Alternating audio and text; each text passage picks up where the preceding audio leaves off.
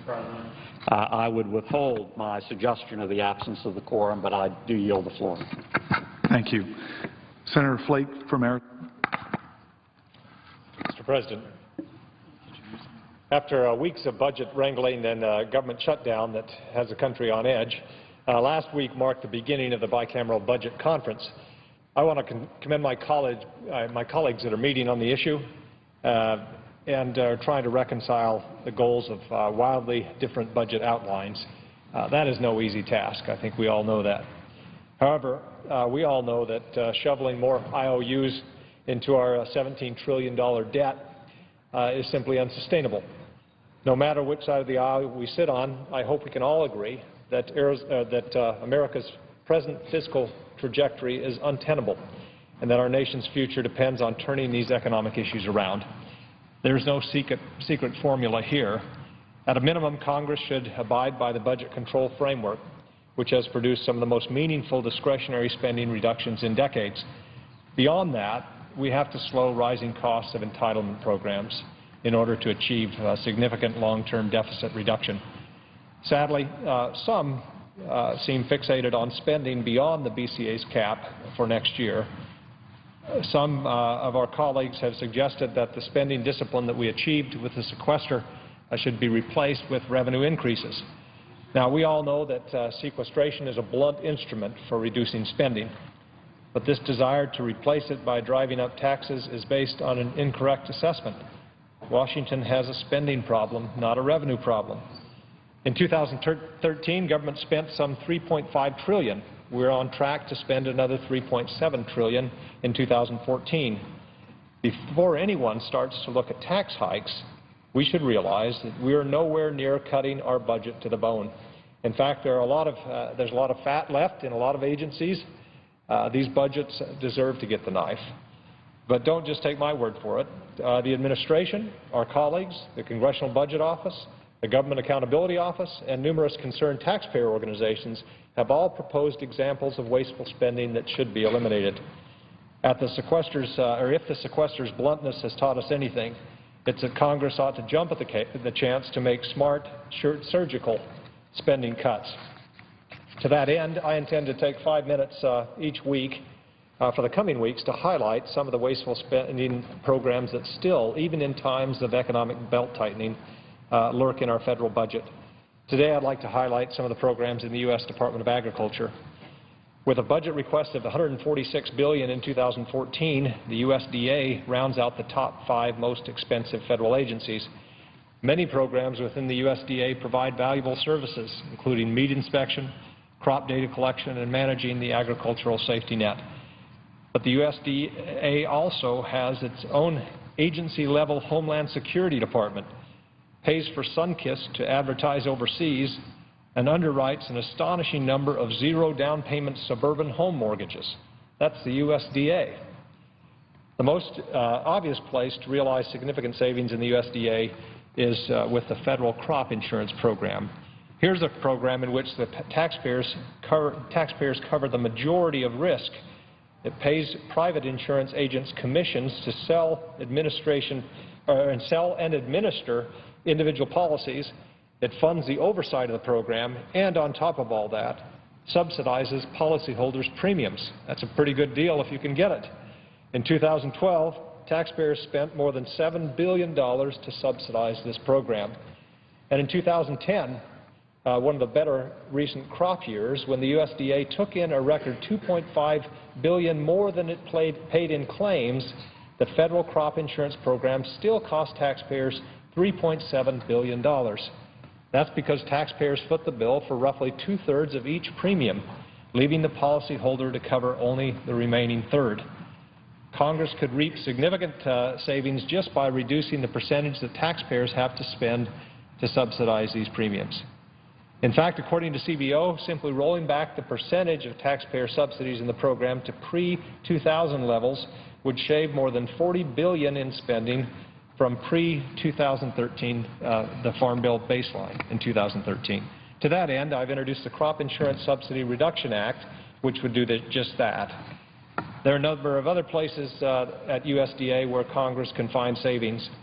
One of those surely is USDA's own Office of Homeland Security, created in the post-9/11 security glut. This department is supposedly responsible for providing oversight and coordination for USDA's preparation and response to matters of homeland security importance.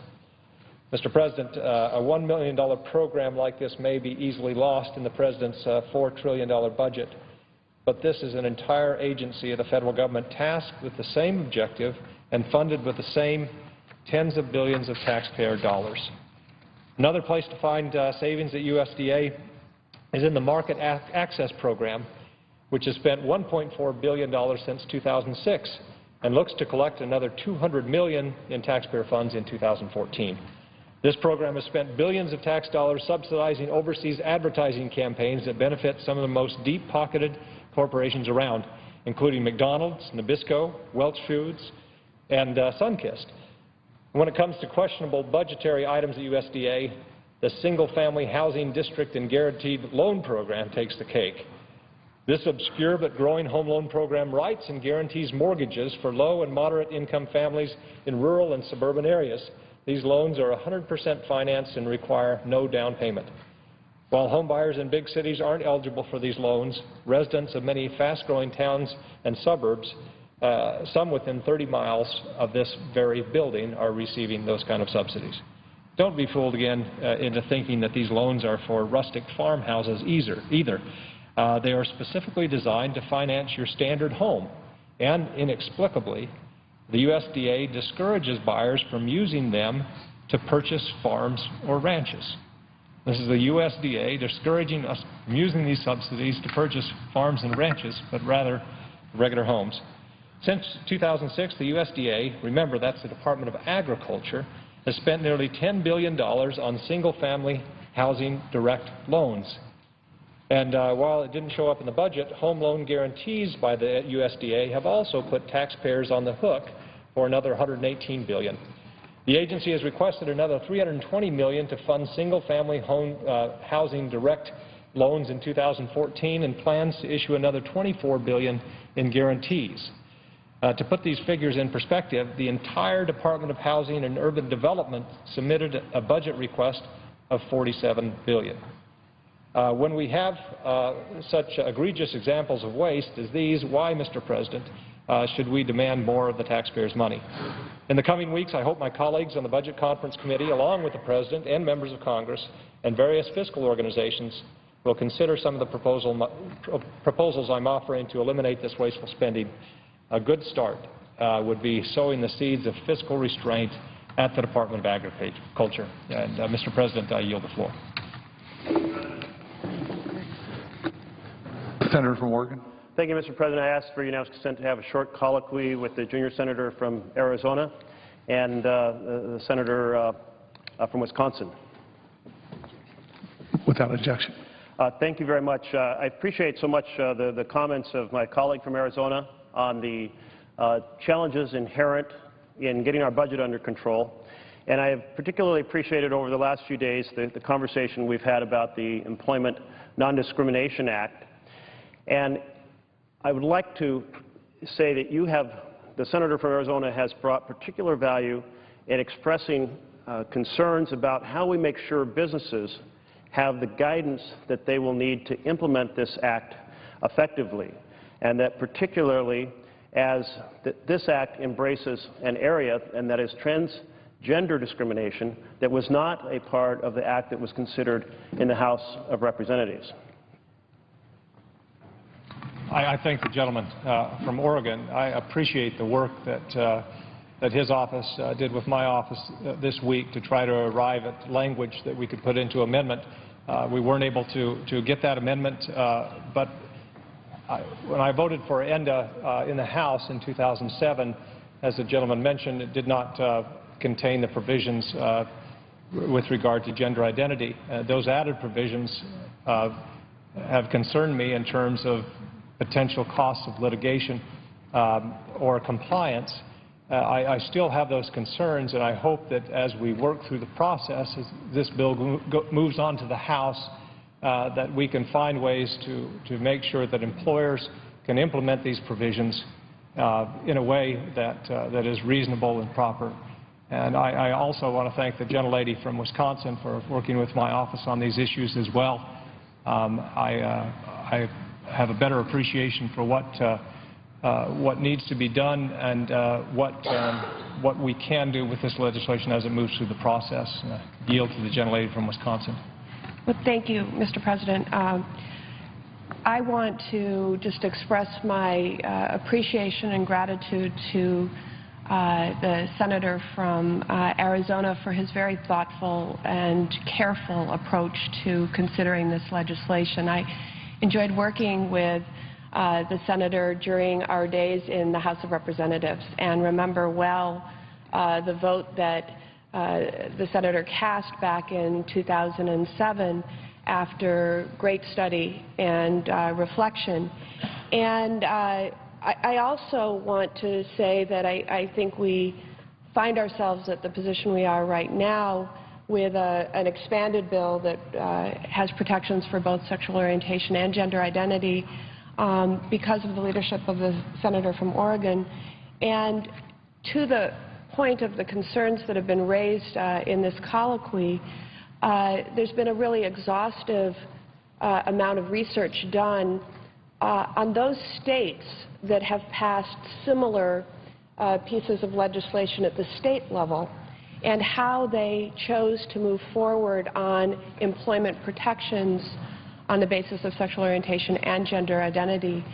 And I've discussed with the senator from Oregon on numerous occasions the approach that most states have taken and the success that those bills have had in helping to keep all of our employment decisions based on work ethic and character and loyalty and the things they should be focused on.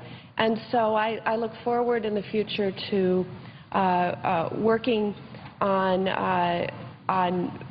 this measure and just want to thank both the senators from Arizona and the senators from Oregon for their focus on ENDA. Mr. President, I look forward to that conversation as well. I know the state of Wisconsin was one of the first, or maybe the first in the nation, to bring an end to workplace discrimination. Oregon has a fully inclusive bill that has worked very well. We've worked out a great partnership with the businesses of Oregon in making sure that there's the satisfactory guidance for them. And I look forward to bringing that experience into this conversation to the concerns of the senator from Arizona. And I echo the appreciation for the thoughtful dialogue that we've had over the past few days and look forward to future dialogue as we continue to try to make this bill, ending discrimination in the workplace, work well for businesses across the nation and certainly for the millions of LGBT Americans who will have the opportunity to break these chains of discrimination and more fully participate in our national economic life. Well, I thank both the senator from Oregon again and the senator from Wisconsin for working with us and look forward as this process goes on to make sure that that the provisions in the legislation work for employers as well as employees. And I really appreciate the work on this and the assistance you've given our office on this one. Thank you so much. Thank you, Mr. President. Yield the floor.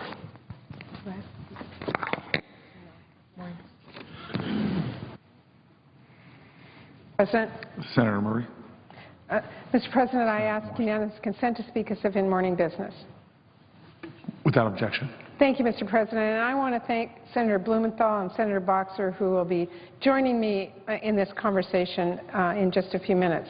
Mr. President, I think now more than ever, after we have emerged from this very damaging and completely unnecessary government shutdown, the American people want us to focus on jobs and the economy. It is what every poll says, it's what every one of our constituents say, and it's absolutely what is needed at a time when families continue to struggle to make ends meet.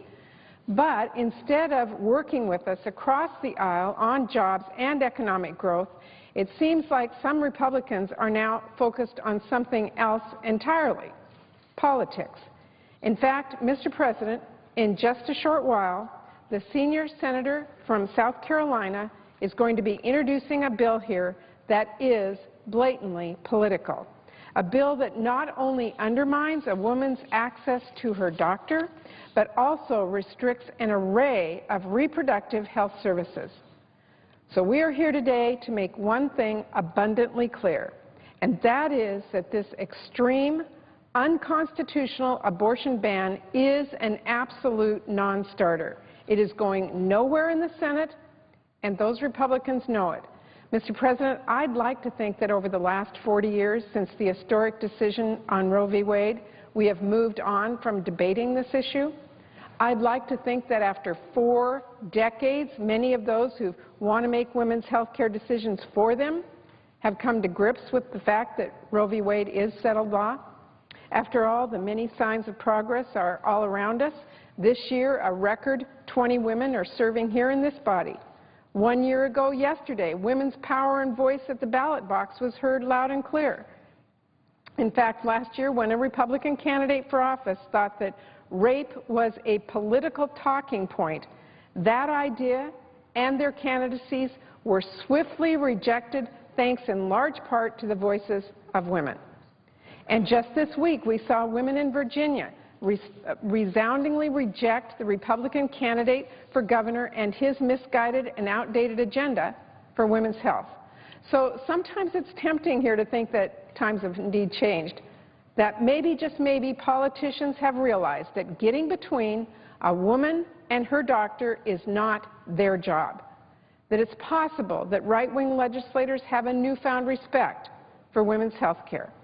But, Mr. President, the truth is that the drumbeat of politically driven, extremist, and unconstitutional laws continues to get louder. And apparently some of our colleagues on the other side of this aisle want to make some noise about this so that their adoring audience of right-wing radio hosts and columnists and activists are satisfied. In fact, an example of just how blatantly political this restrictive ban they're going to introduce is, one of the actual participants in the press conference to introduce their bill today had this to say to Politico about the strategy behind doing it. She said, and I quote, it's a much better thing to be campaigning on than rape and incest these days. Well, Mr. President, that is an insult to women everywhere. And it is most certainly not what the senator from South Carolina has called, quote, a debate worthy of a great democracy. This is a debate we've had. A woman's access to her own doctor is settled law, and we are not going to let attacks on Roe v. Wade like this one change that.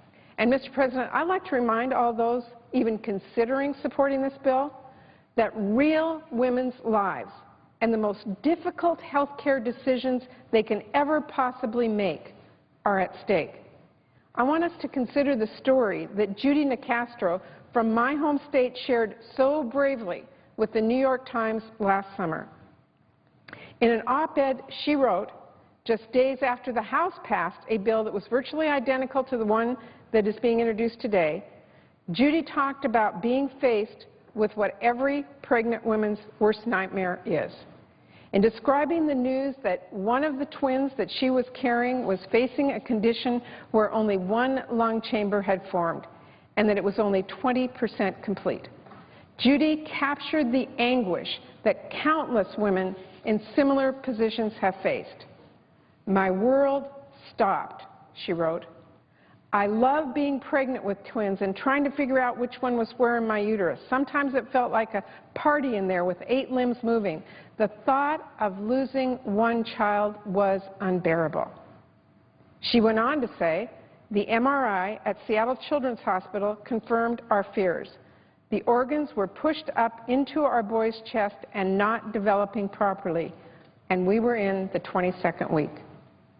Mr. President, under the bill that's being introduced, the decision that Judy and ultimately had to make through a very painful time and conversations with her family and consultation with her doctors would be illegal. The decision to make sure, as she put it, quote, our son was not born only to suffer, would be taken from her and given to politicians. Mr. President, I'm here today to provide a simple reality check. We are not going back. We are not going back on settled law. We're not going to take away a woman's ability to make her own decisions about her own health care and her own body. Women are not going to go back to a time when laws forced them into back alleys and made them subject to primitive and unsanitary care. And senators like me, and Senators Boxer and Senator Blumenthal and others who join me in opposing this effort are not going to go anywhere. Advocates and doctors who treat women every day and know that their health care must be protected are not going to go anywhere. Women who continue to believe that their health care decisions are theirs alone are not going anywhere. And by the way, the Constitution is not going anywhere. And therefore, this bill is not going anywhere. This bill, like attacks on Roe v. Wade before it, will eventually be lost to history. But I will tell you, millions of American women will not forget. Thank you, Mr. President. I yield the floor, and I welcome our colleagues here to this debate. Mr. President. The senator from Connecticut. Thank you, Mr. President. I want to thank my colleague from the state of Washington for her eloquence and her leadership on this issue, as I do my colleague from California. She has been steadfast and strong in support of a woman's right to make choices about reproductive rights. And she is absolutely right. We are not going away. This bill that will be introduced later today by our colleague from South Carolina, as much as we may respect him, is a non-starter because it is nonsensical and unconstitutional. This bill was passed by the House of Representatives earlier this year, and we could not have been clearer then, and we should be very clear now that it is inappropriate, unwise, unfair, and it remains so today and will be so for as long as we are here. This bill essentially leaves any woman who needs an abortion for health reasons, and I stress for health reasons, after 20 weeks of a pregnancy with no options, none. And it punishes doctors with up to 5 years in prison for providing a service that the doctor believes, in his or her professional judgment, in his or her medical opinion, is best for her and her family. Those decisions are what the Constitution protects, what Roe v. Wade guarantees, what the right of privacy preserves in the right to be left alone.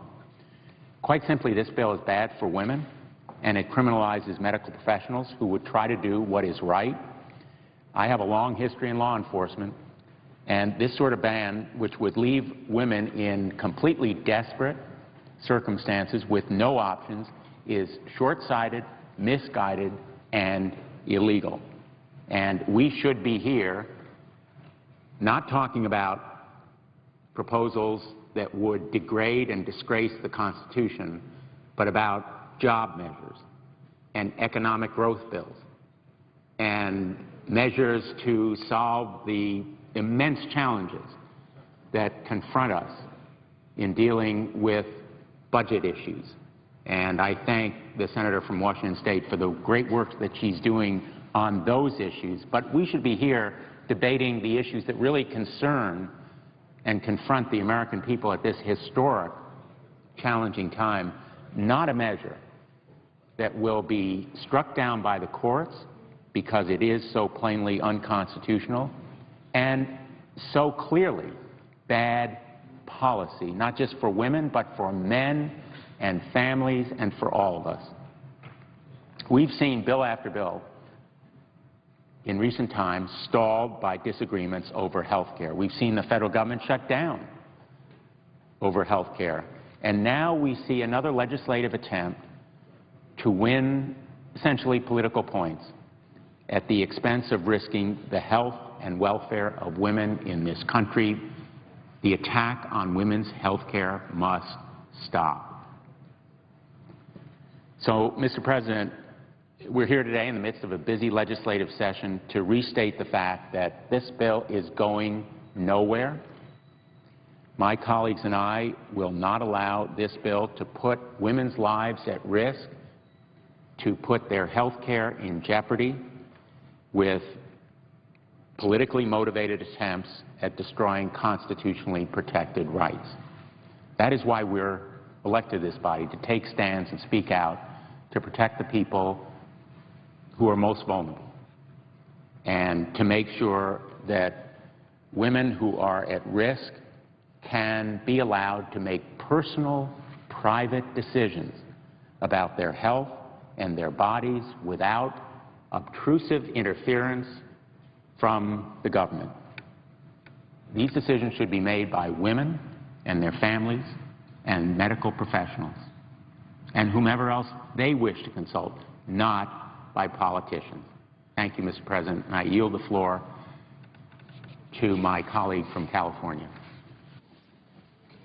President. Senator from California. Mr. President, it's very good to see you sitting in that chair.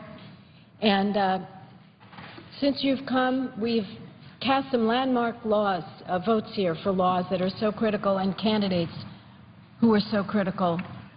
And we're about to have a moment in history here where we're going to expand protections to the LGBT community, expand protections for them, so no longer will they face fear in the workplace.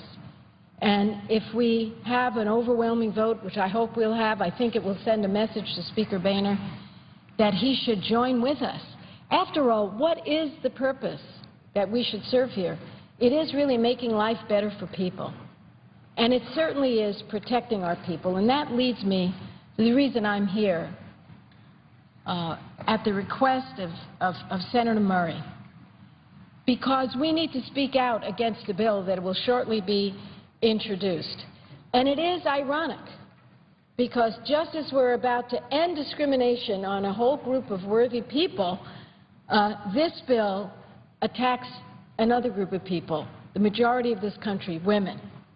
And we're here to say that the extreme and dangerous 20-week abortion ban is not going anywhere in the Senate, not on our watch. And anyone who knows us knows we mean what we say and we say what we mean. The American people continue in election after election to reject the war on women. They did it in race after race in the 2012 cycle, and they did it in these local races, statewide races, just a couple of days ago. The American people want us, regardless of party, they want us to focus on issues that really make a difference in their lives, like creating jobs, reforming our immigration system, keeping college affordable for students, and I think rebuilding an infrastructure that is failing us. They don't want to take us back to the last century and open up battles that have long ago been fought. 1973, I see my friend from Iowa here, a real champion of Roe versus Wade, a decision that was made by the court that was a very tough decision, and they really did take, I think, a moderate view of balancing all the interests.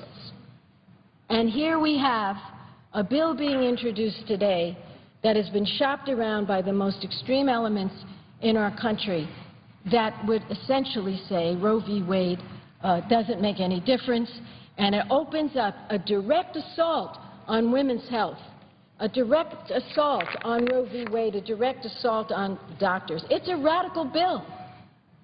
It's an abortion ban. It offers no health exception, no help for a woman facing cancer, facing kidney failure, facing blood clots or other tragic complications during a pregnancy, no exception for rape or incest when folks are too scared to report that they were raped or they were a victim of incest. It throws trusted doctors into jail for 5 years simply for providing needed health care to their patients. Now, I want to tell you who opposes this. The American Congress of Obstetricians and Gynecologists, they said that these restrictions are dangerous to patients' safety and health. I want to talk to you about Judy Shackelford. 4 months into her pregnancy, she developed a pregnancy-induced blood clot in her arm. The only guarantee that she wouldn't die and leave behind her 5-year-old son was for Judy to end that pregnancy. She and her husband made that very difficult decision. No senators were in the room when she made that decision with her husband.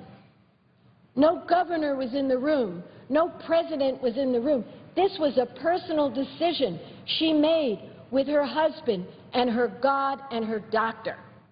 And that's how it ought to be. Because I'll tell you, if a family decides they're going to save the life of their mom, that should be respected. Then there's Christy Brooks of Virginia, pregnant with her second child after a 20-week ultrasound, found out her daughter would be born with severe structural birth defect, and the baby would suffocate at birth. She made the incredibly difficult decision to end that pregnancy. She wouldn't be allowed to do that under this radical ban.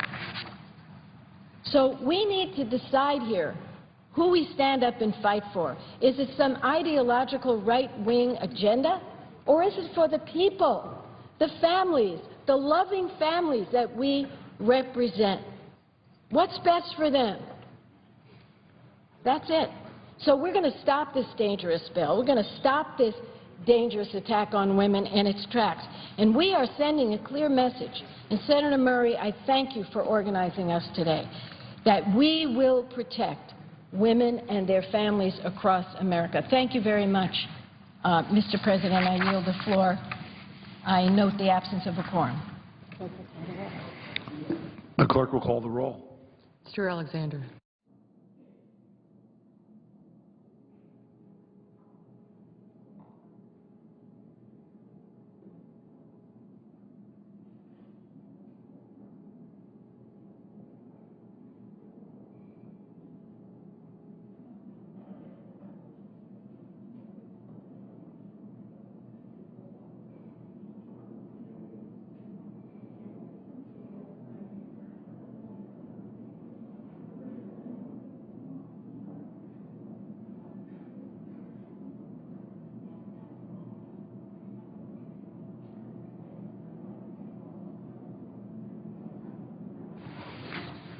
Mr. President.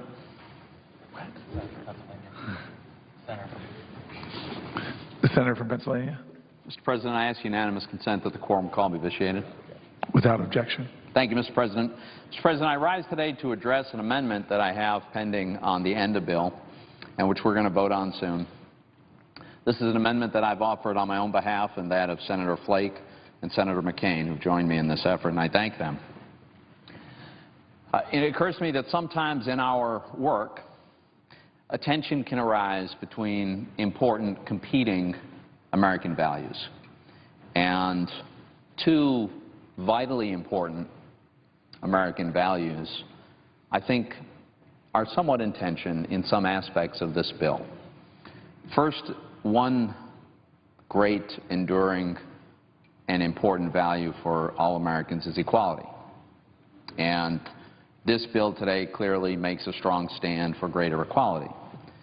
I believe, and I think most Americans share the view, that every individual is entitled to dignity and respect and fairness, and that individuals ought to be judged based on their merits, on their character, and on their abilities.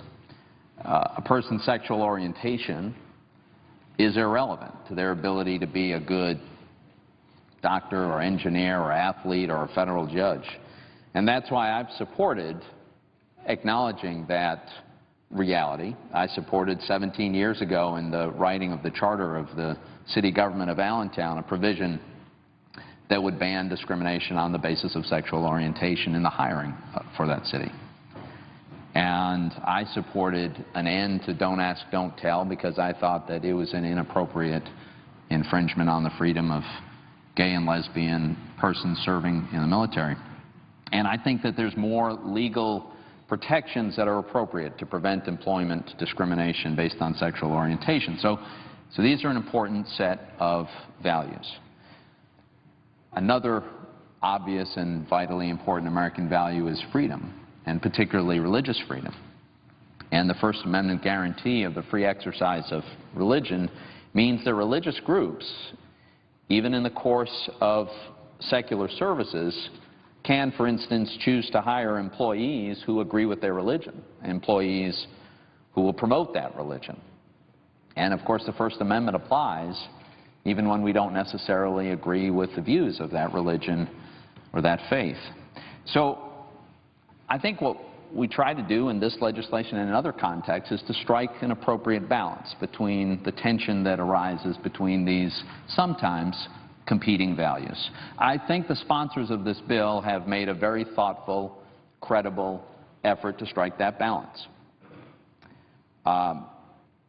In fact, I think the sponsor of this bill and I agree on what at least an important aspect of that balance ought to look like, and specifically, I think the agreement is that religious institutions, including those engaging in some secular activities, should be exempt from the requirements of this bill if it violates the tenets of their faith. My goal with my amendment, Mr. President, is to simply make sure that the bill actually achieves what I think the drafters intended.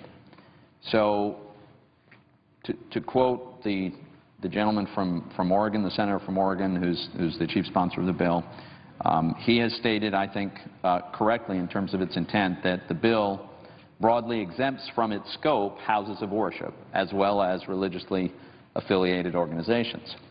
And this exemption, which covers the same religious organizations already exempted from the religious discrimination provisions of Title VII of the Civil Rights Act of 1964, should ensure that religious freedom concerns do not hinder the passage of this critical legislation. Other groups that are advocates for this legislation have similarly observed that Title VII's provisions would ensure the exemption of faith-based institutions. And there are examples where circuit courts have ruled in interpreting Title VII of the Civil Rights Act that affiliated organizations would in fact get this exemption.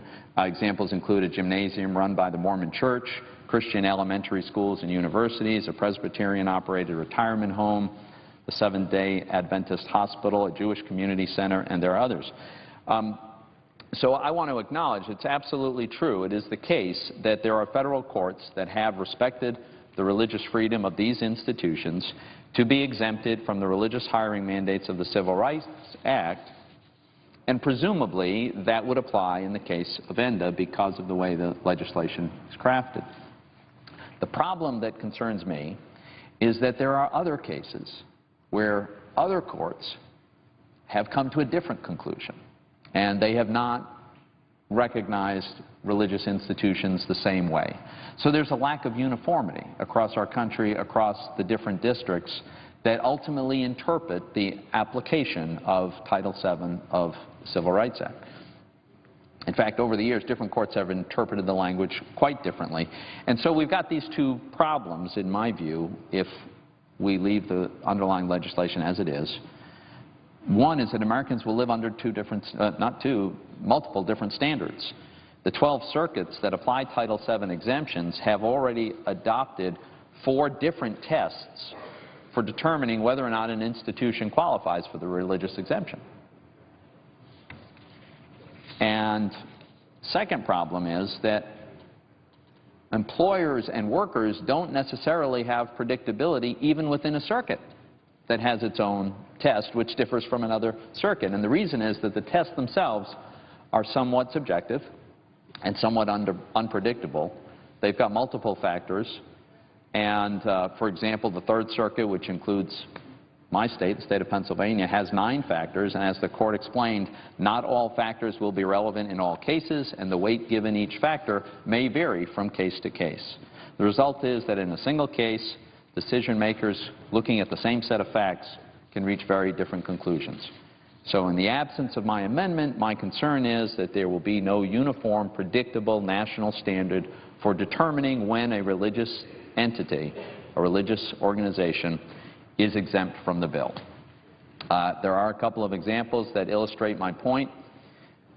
In a case called the EEOC versus Kamehameha, I think it's a Hawaiian word. My pronunciation may not be correct, but it's a 1993 decision. There were two schools. They were created by a charitable trust to help orphans and poor children. The trust instructed, and I quote, "The teachers shall forever be persons of the Protestant religion. The schools shall provide a good education and also instruction in morals." The schools hired only Protestant teachers. They held themselves out as Protestant schools. They required all the students to take religious classes. They offered Bible studies and worship services, and they had a cooperative relationship with one specific Protestant church. Now, the district court found the schools were religious, and therefore they were covered and they qualified for the exemption. But the Ninth Circuit Court, considering the exact same set of facts, found the opposite and decided that the schools were secular. The Ninth Circuit acknowledged that the school's original principle was providing religious instruction, but they essentially ruled that since some students were not Protestant, and since the schools offered courses that were not religious in nature, schools taught math, they taught social studies, that for those reasons they would not qualify for the exemption, and the schools were required to hire non-Protestant teachers. Another example, and I only have two, but one other example is a Methodist orphanage. It was founded by the Methodist Church. Its board of trustees were Methodists, had close ties to the Methodist Church. The district court eventually held that many of the orphanage day-to-day activities of caring for children were simply not necessarily religious, and so the home was not exempt. But initially, the district court had actually found for the Methodist orphanage. It was the Fourth Circuit that reversed it, sent the case back with instructions that they reconsider this. The district court had an interesting comment in this. It stated its opinion by declaring that it remained somewhat confused as to the proper interpretation, but it would do its best.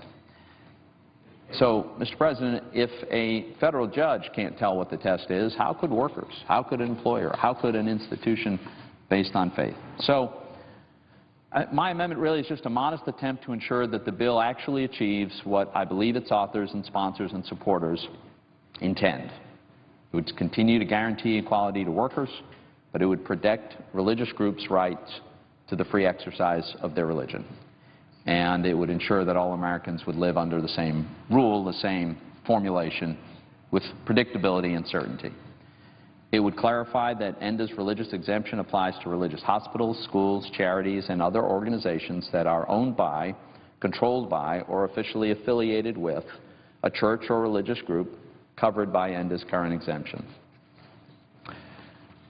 I think what this really does is simply ensures that we get close to striking a good, sensible balance between the equality in the workforce that is the principal motivation for this bill and the religious freedom that I feel very strongly about, and I think many of my colleagues do as well. So I want to commend everybody who's put in a lot of hard work on a careful and thoughtful effort here, and hope that my fellow senators will join me in supporting this amendment.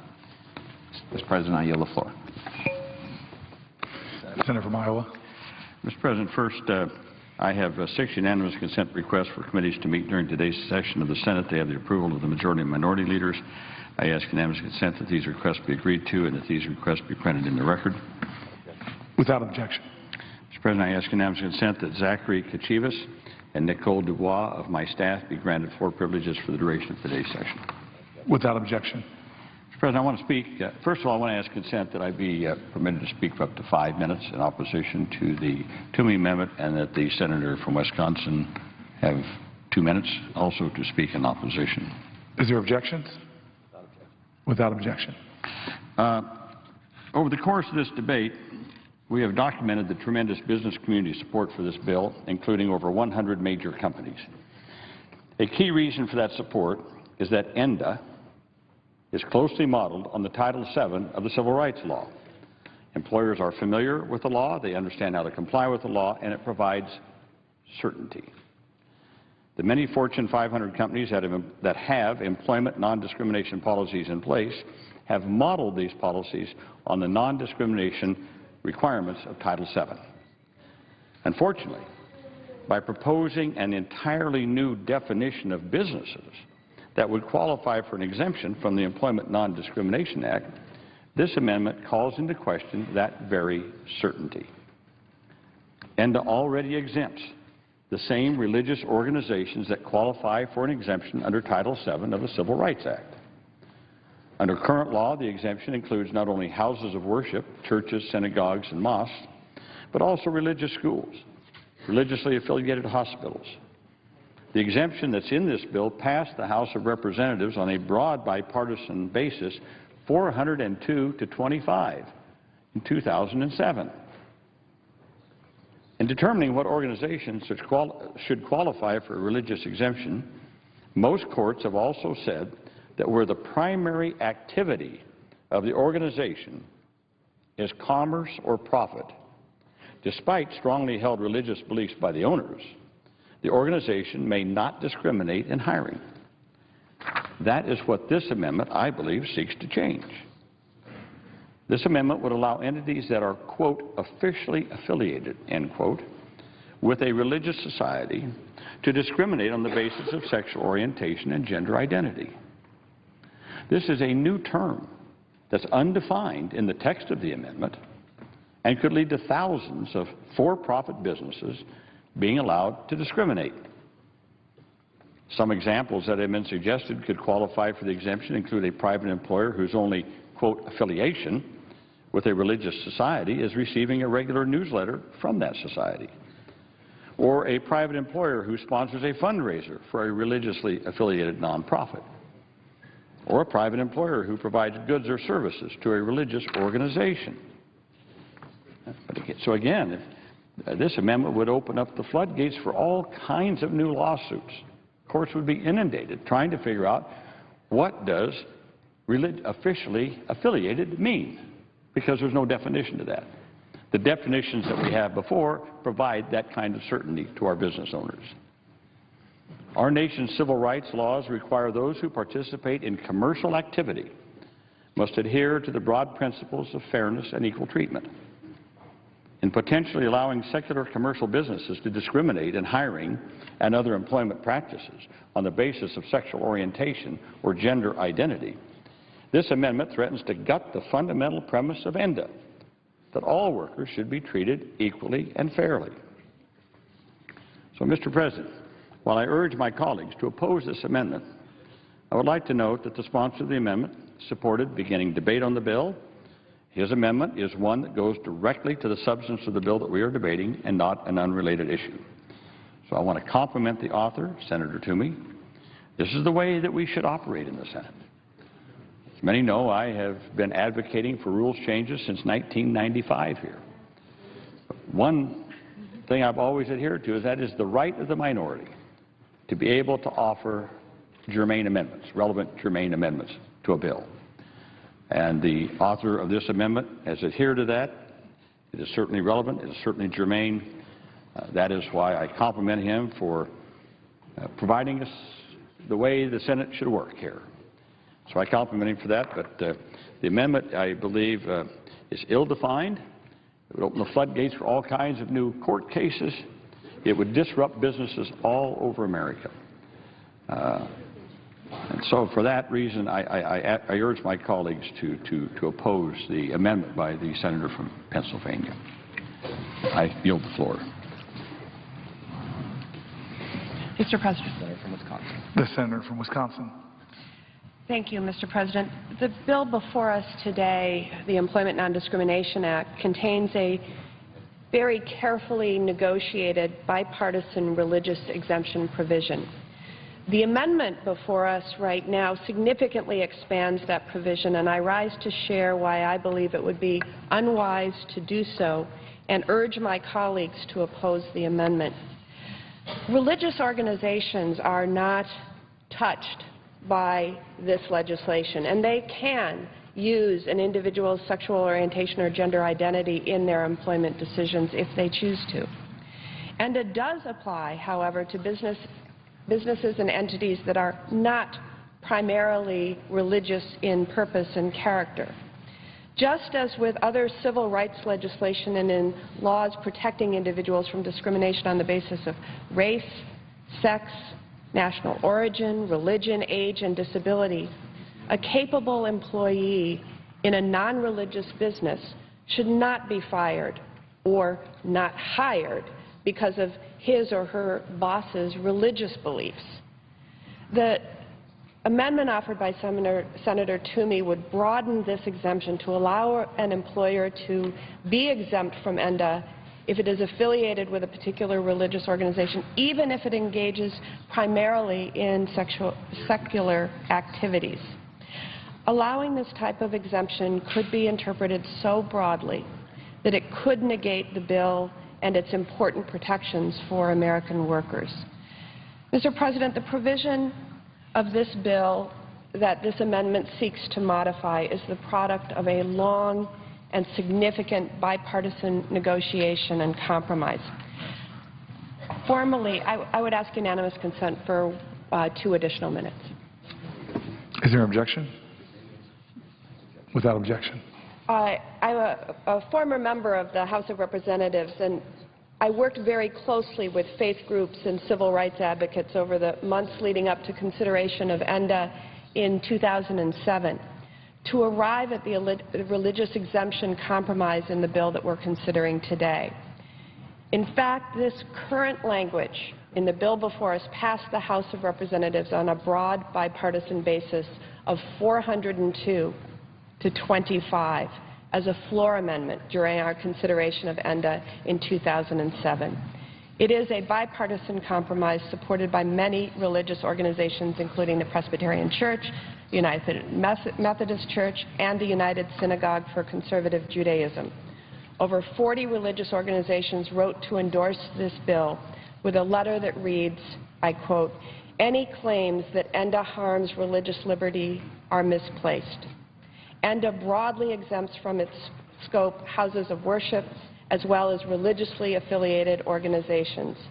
This exemption, which covers the same religious organizations already exempted from religious discrimination provisions of Title VII of the Civil Rights Act of 1964, should ensure that religious freedom concerns don't hinder the passage of this critical legislation," end quote. I ask my colleagues to oppose this amendment and then join together on an historic day to vote in support of the Employment Non-Discrimination Act, and I yield the time.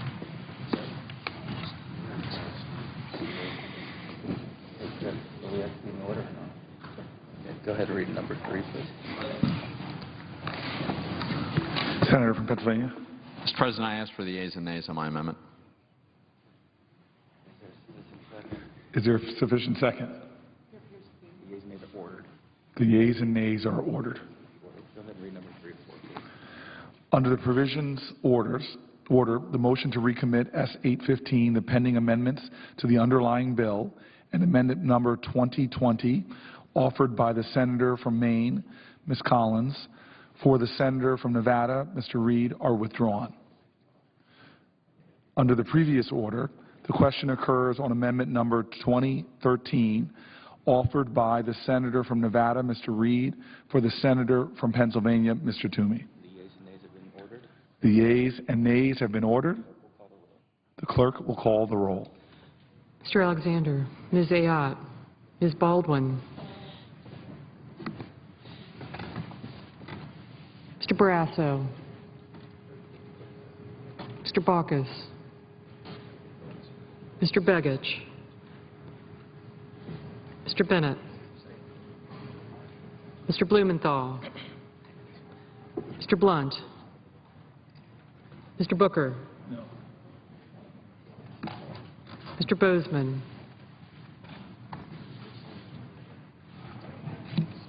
Mrs. Boxer, Mr. Brown, Mr. Burr,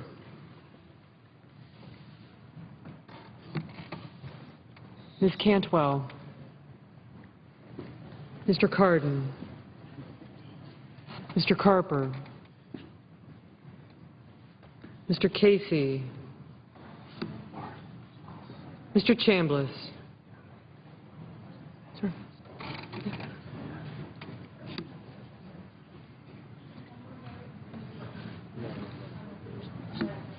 Mr. Coates.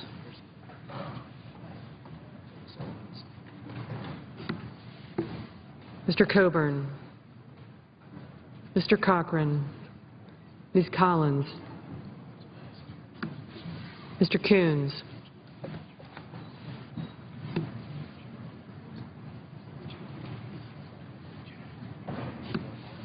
Mr. Corker. Mr. Cornyn. Mr. Crapo. Mr. Cruz. Mr. Donnelly. Mr. Durbin. Mr. Enzi. Mrs. Feinstein. Mrs. Fisher. Mr. Flake. Mr. Franken. Mrs. Gillibrand. Mr. Graham. Mr. Grassley. Mrs. Hagan. Mr. Harkin. Mr. Hatch. Mr. Heinrich. Ms. Heitkamp. Mr. Heller. Ms. Hirono. Mr. Hoven. Mr. Inhofe. Mr. Isaacson. Mr. Johans. Mr. Johnson of Wisconsin. Mr. Johnson of South Dakota. Mr. Kane. Mr. King. Mr. Kirk. Ms. Klobuchar. Ms. Landrieu. Mr. Leahy. Mr. Lee. Mr. Levin. Mr. Manchin. Mr. Markey. Mr. McCain. Mrs. McCaskill.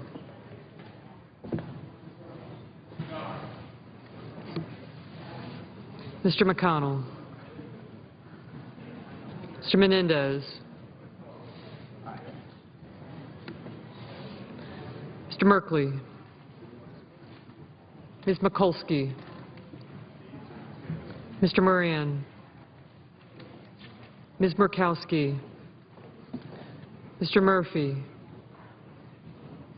Mrs. Murray. Mr. Nelson. Mr. Paul. Mr. Portman. Mr. Pryor. Mr. Reid of Rhode Island. Mr. Reid of Nevada. Mr. Risch. Mr. Roberts. Mr. Rockefeller. Mr. Rubio. Mr. Sanders. Mr. Schatz. Mr. Schumer. Mr. Scott. Mr. Sessions. Mrs. Shaheen. Mr. Shelby. Ms. Stabenow. Mr. Tester.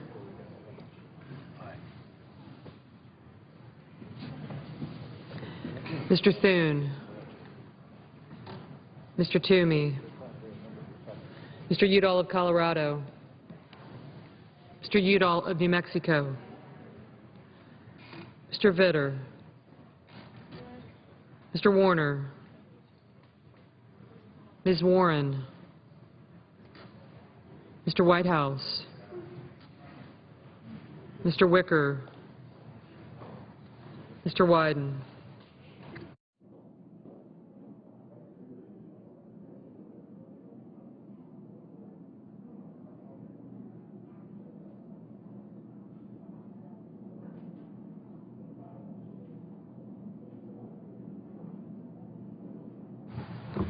Senators voting in the affirmative: Alexander, Crapo, Heller, McConnell, Toomey, and Vitter.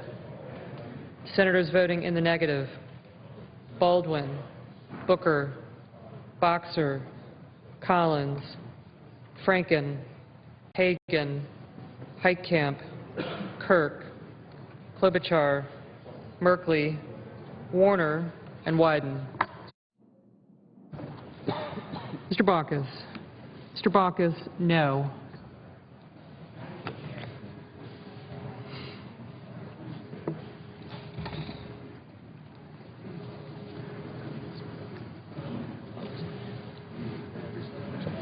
Mr. Johans, aye.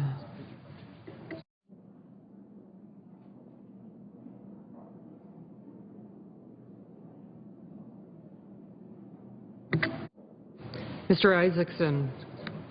Mr. Isaacson, aye.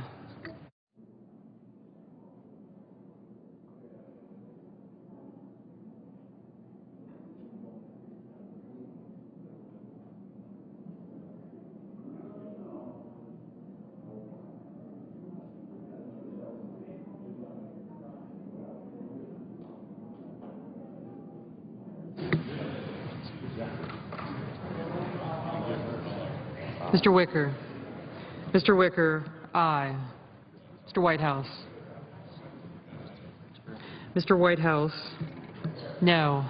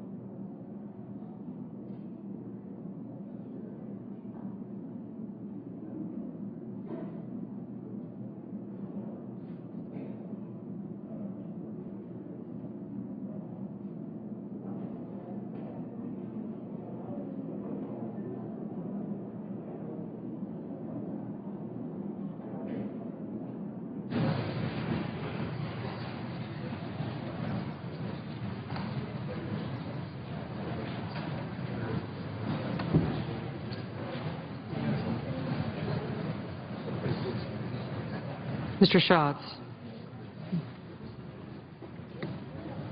Mr. Schatz, no. Mrs. McCaskill, no. Mr. Graham, no.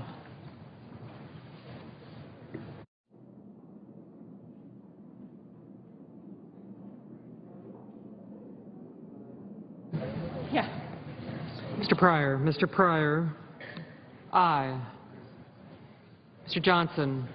Mr. Johnson of Wisconsin, aye. Mr. Barrasso. Mr. Barrasso, aye. Mrs. Fisher.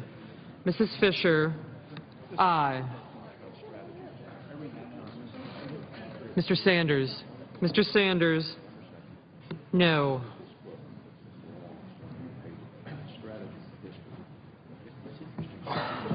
Mr. Cornyn.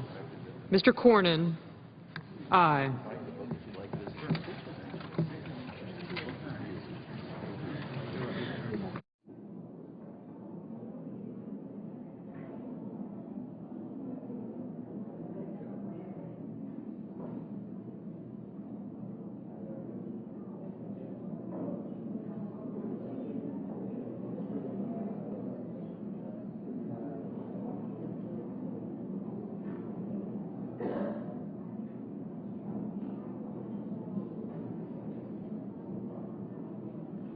Mr. Portman.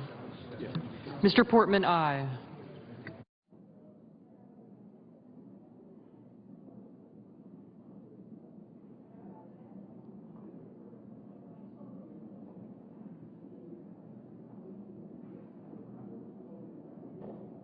Mr. Enzi. Mr. Enzi, aye.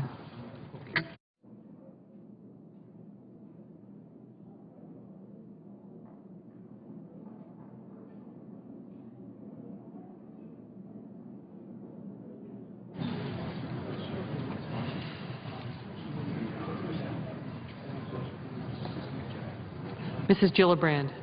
Mrs. Gillibrand, no.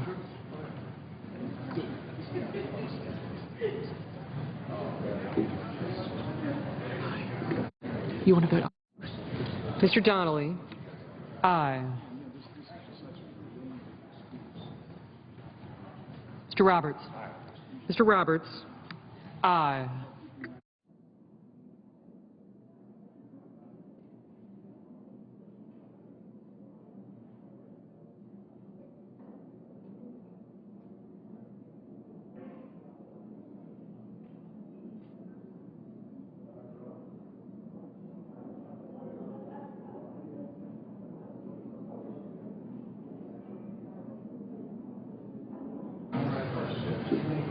Mr. Coates. Mr. Coates, aye.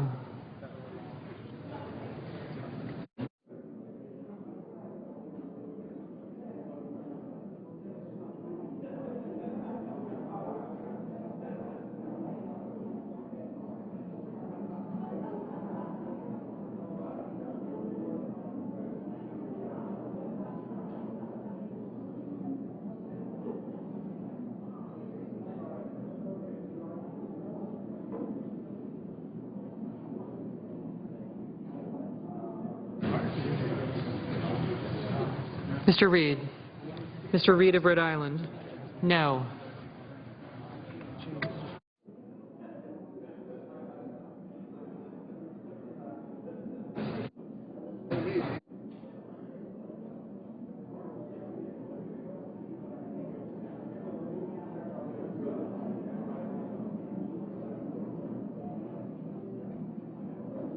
Mr. Burr. Mr. Burr, aye. Mr. Cochran, aye.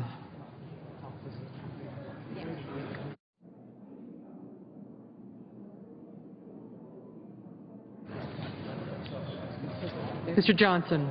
Mr. Johnson of South Dakota, no. Mr. Rockefeller. Mr. Rockefeller, no.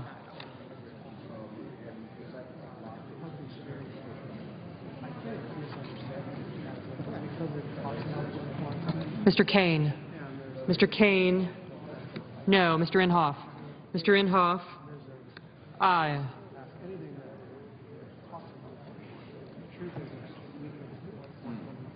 Mr. Udall. Mr. Udall of Colorado, no.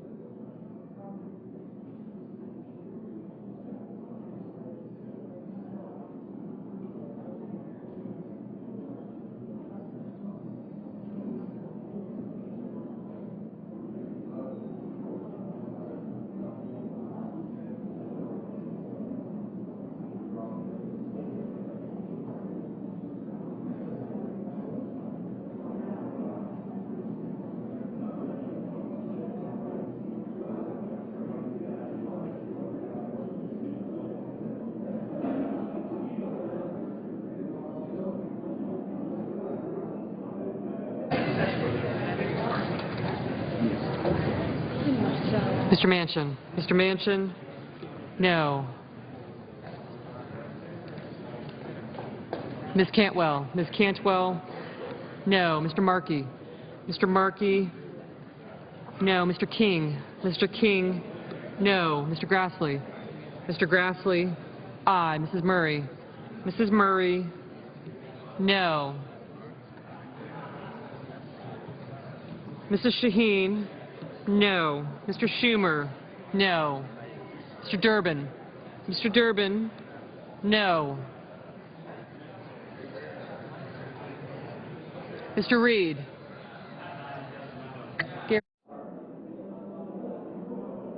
Mr. Harkin, no. Mr. Shelby. Mr. Shelby, aye. Mr. Reid. Mr. Reid of Nevada, no. Mr. Blunt, aye. Mr. Risch. Mr. Risch, aye.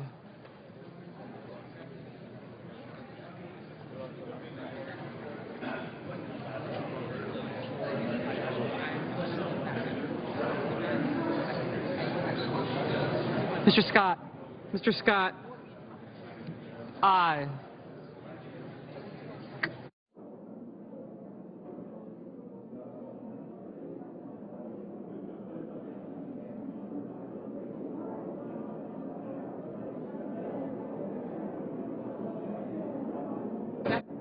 Mr. Corker. Mr. Corker, aye. Mr. Menendez. Mr. Menendez, no. Mr. Hoeven. Mr. Hoeven, aye. Mr. Brown, no. Mr. Cardin. Mr. Cardin, no.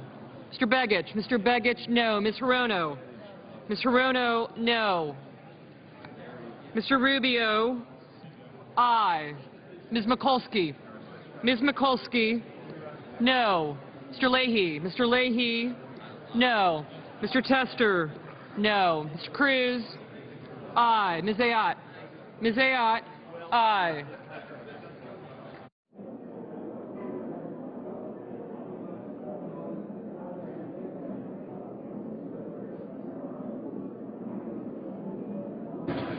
Ms. Landrieu. Ms. Landrieu, no. Mr. Heinrich. Mr. Heinrich, no. Mr. Udall. Mr. Udall of New Mexico, no.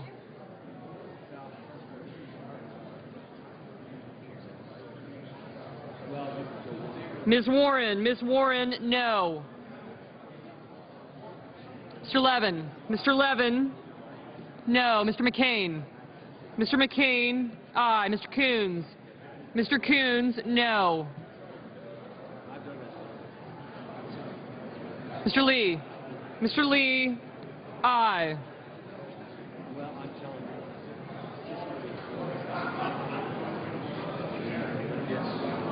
Mr. Bozeman, aye. Mr. Flake. Mr. Flake, aye.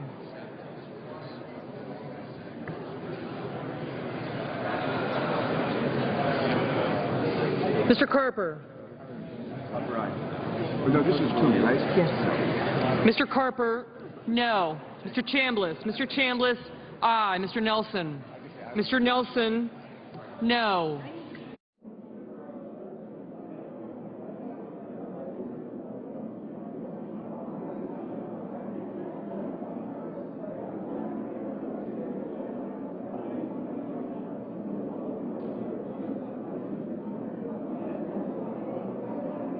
Mr. Paul, aye. Mr. Murphy, no.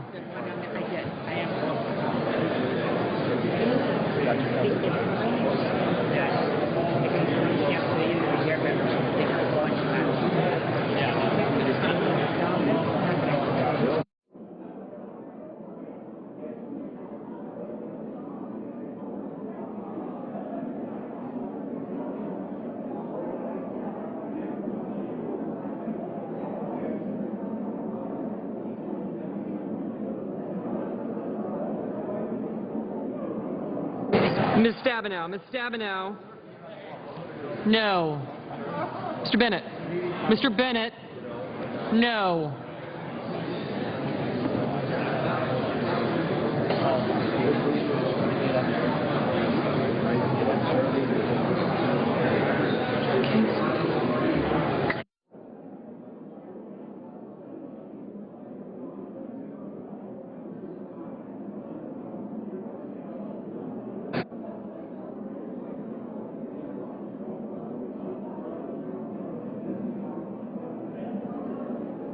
Ms. Murkowski. Ms. Murkowski, no.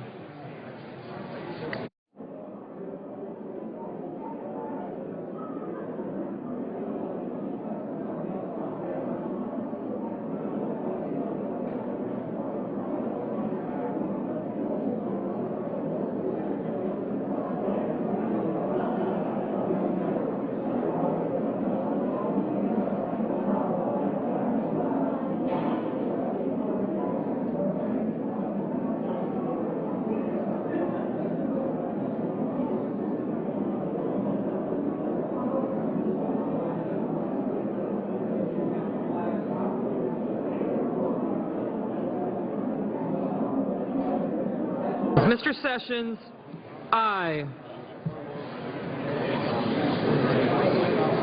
Mr. Blumenthal. Mr. Blumenthal, no.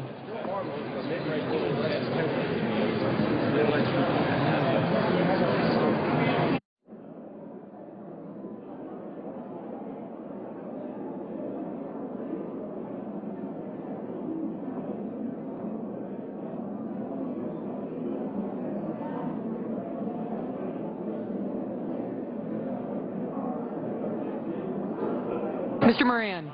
Mr. Moran, aye.